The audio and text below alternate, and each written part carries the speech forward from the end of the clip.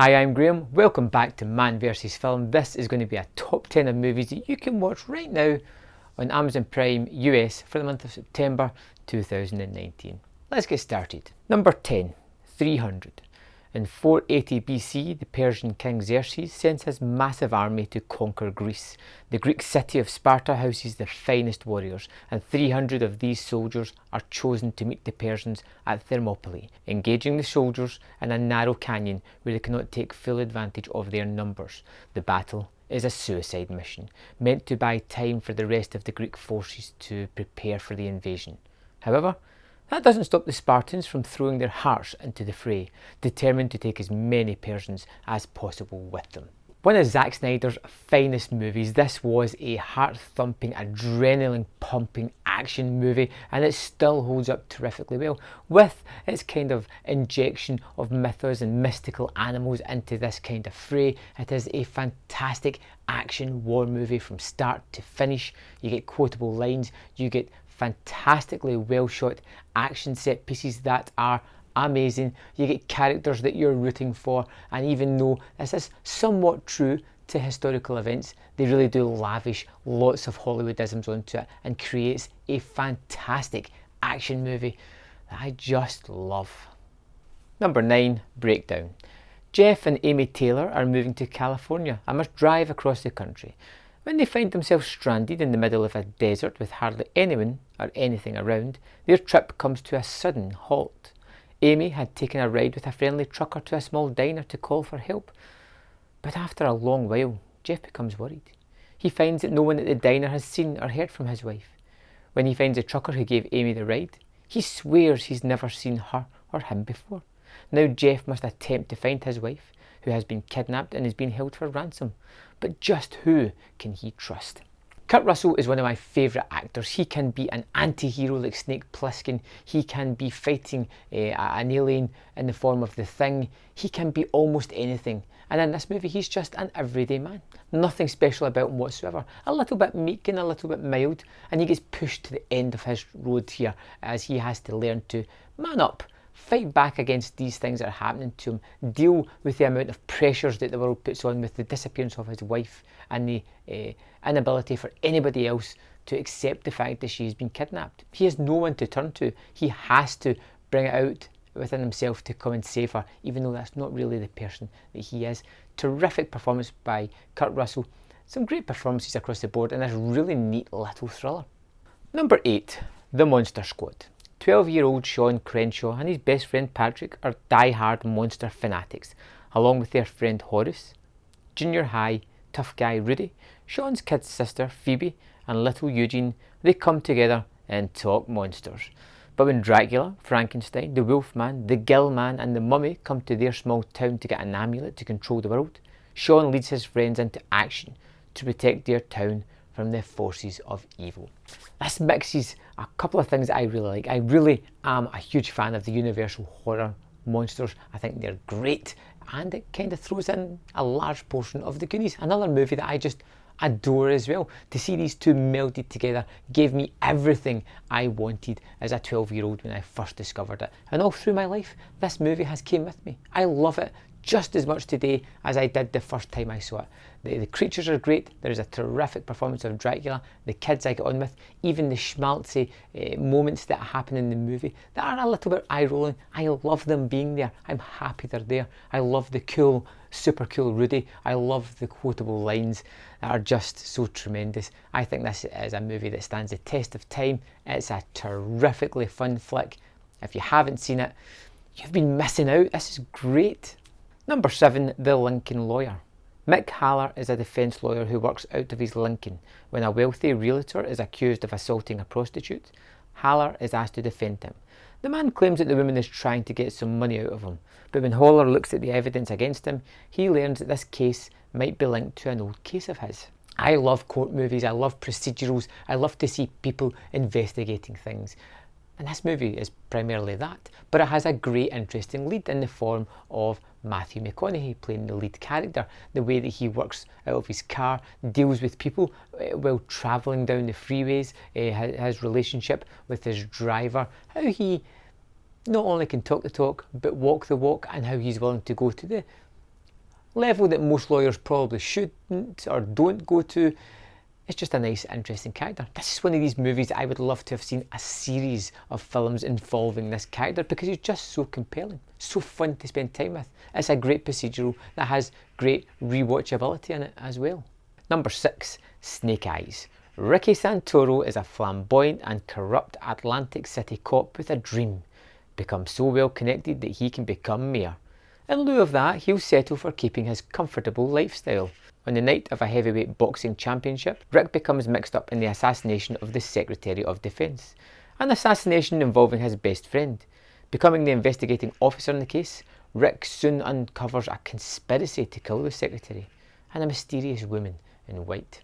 Directed by Brian De Palma, Snake Eyes is a twisting, turning conspiracy movie where you have an anti-hero, this larger-than-life Nick character who is equal parts compelling as he is repulsive in his attitude and how he goes about his business. But one thing can be said about him: he is kind of dedicated to solving this crime, whether it completely ruins everything in his life, ruins relationships and just causes major problems. He doesn't care. He wants to get to the end of this. He has this driven determination to get there. There is a fantastic one sequence of the movie opening up as they follow Nick all the way through this stadium to the fight scene itself, and it's a great one tracking shot that's just kind of the pinnacle of the movie. Gets a little bit silly as we go on, but it's still a really good movie. Number 5, Young Sherlock Holmes. Sherlock Holmes and Dr. Watson meet as young boys in an English boarding school. Holmes is known for his deductive ability, even as a youth, amazing his classmates with his abilities. When they discover a plot to murder a series of British businessmen by an Egyptian cult, they move to stop it.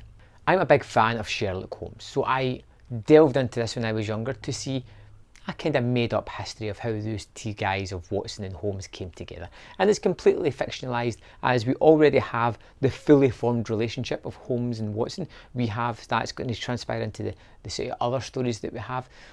But it's fun, it's nice to see him at a start, it's nice to see him making mistakes as well, like he does throughout this. It's got some fantastic special effects for the time in it as well, with the standout probably being the stained glass knight that comes to life, jumps out of the window and hunts down a priest.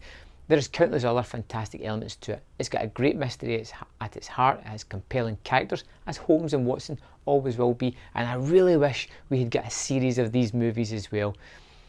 But we still have the original, and it's pretty fantastic. Number 4, Flashback. The young FBI agent John Buckner is instructed to bring Huey Walker, a hippie from the 60s, to prison. They travel by train and, of course, Huey tries to escape. John loses his freedom and his identity through one of Huey's tricks. Now John ends up in jail instead of Huey. When the mistake is discovered, John sets off in pursuit. This is another one of these movies that I've loved since I saw it in the early 90s. You never hear anybody talking about Flashback. You get Dennis Hopper and Kiefer Sutherland as the two mismatched pairing here. We get one who's a kind of stuck up by the books FBI agent, and we get the loose Huey who is just all about anarchy, all about seizing the moment. They are complete opposites, and it's kind of fun watching both of them rub off onto each other and kind of realise how they fit into this world. There's some good comedic moments, but it is all about the relationship, and these two are incredibly fun together and what keeps me coming back to the movie. Number 3, Thief. A highly skilled jewel thief operates a restaurant and car dealership as covers for his illicitly gained income. He falls for a woman he meets out in the town and gets hired by the local godfather to pull a few heists. In return, the mob arranges a steady flow of cash and a black market adoption for Frank and his girlfriend. While Frank tries to quit the mob, various bad things happen to illustrate the point that once he's in, he can't get out. Michael Mann directs, James Caan in the lead role here, and this is a fantastic movie. Performance, everything about it is just perfection. From the crazy score from Tangerine Dream to the just wild story of this nihilistic man who refuses to hold anything so dear that he can't just drop it in a heartbeat and walk away from it, leaving everything behind. But things change when he gets a relationship, but still he gets to a point where principles take over and he is willing to let it all burn if he can walk away or maybe even get vengeance on these people that tried to tie him to them, control him, make him do what they wanted. I think this is a wonderful movie. I think it's one that I've watched, well, it is one that I've watched several times and I love it each and every time. I think it is a must watch if you haven't seen it. It is a great crime heist movie as well. There is a fantastic robbery sequence in this that apparently is extremely close to the kind of things that would happen. It's just incredibly well done. Number 2, The Fifth Element. 250 years in the future, life as we know it is threatened by the arrival of evil. Only the fifth element can stop evil from extinguishing life, as it tries to do every 5,000 years. She is assisted by a former elite commando turned cab driver, Corbin Dallas, who is, in turn, helped by Prince Arsenio clone, Ruby Road. Unfortunately, evil is being assisted by Mr. Zorg, who seeks to profit from the chaos that evil will bring, and his alien mercenaries. Luc Besson, with a huge budget and incredible visuals, brings us the wacky, the crazy, the Fifth Element. I love this movie, again because of Gary Oldman being the over-the-top scenery-chewing bad guy that we get here. We get Bruce Willis, who seems rather engaged and fun in this kind of movie. The visuals are just wacky out there, but incredibly fun. And you just have a great science fiction movie. One that kind of was huge when it came out and kind of faded away. You never really hear anybody talking about it. But even now, after all the time it's passed, it still has this individual stamp on it, this kind of thing that makes it unique to the type of movie it wants to be, and well worth checking out. Number 1, Mission Impossible Fallout. 2 years after Ethan Hunt had successfully captured Solomon Lane, the remnants of the syndicate have reformed into another organisation called the Apostles. Under the leadership of a mysterious fundamentalist known only as John Lark, the organisation is planning on acquiring 3 plutonium cores. Ethan and his team are sent to Berlin to intercept them. But when the mission fails, Ethan saves Luther and the Apostles escape with the plutonium. With CIA agent August Walker joining the team, Ethan and his allies must now find the cores before it is too late. One of the best action movies in the past decade, Mission Impossible Fallout. The stunts are incredible and varied all the way through it. I love the way we have fist fights, to halo jumping, to helicopter stunts, to riding cars and bikes through streets and various different action guises. And not only that, but each of these kind of forms of action are some of the best I've seen done in recent years. They are interesting to look at, they're exciting, they hold your breath exciting. You can't believe what you are seeing. And because this is a continuation of Rogue Nation, you don't have to hang about too much for the plot. We kind of jump straight into it. We know who the bad guy is, we know that he has to be stopped, we know his ideals and what he wants to do, and we're on the journey with Ethan Hunt yet again. And because we get the returning characters that we've had in several of the other movies, we've already bought into their relationships, and it wastes no time in just jumping in to this incredible action. If for some reason you missed out on Fallout when it was in cinemas, you're going to love this thing.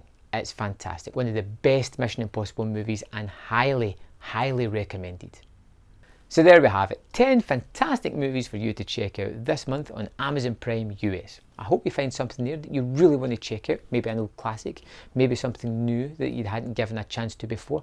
If there's something missing off my list, let me know in the comment box below, and maybe I'll check it out and it might make it onto my list next month. Thanks for watching, and I'll see you next time on Man vs Film.